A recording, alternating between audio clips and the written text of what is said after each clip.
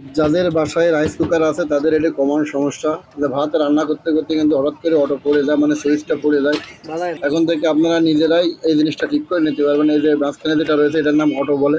এই অটোটার সমস্যা হলে মূলত ওই কারণেই কিন্তু রাইস কুকারের ওই সুইচটা পড়ে যায়। তো আপনারা এভাবে কিন্তু চেঞ্জ করে নিতে পারেন।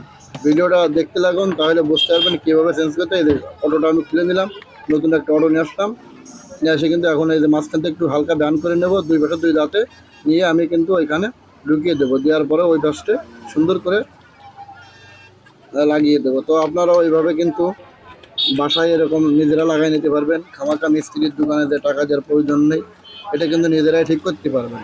তো ভিডিওটা ভালো লাগলে লাইক কমেন্ট করবেন এবং আমাকে নতুন নতুন ভিডিও বানাতে উৎসাহিত করবেন আপনারা যদি ভালো লাগে। এখন অটোটা লাগানো হয়ে গেল। তো দেখতেই পারলেন অতি একবারেই সহজ। যাদের বাসায়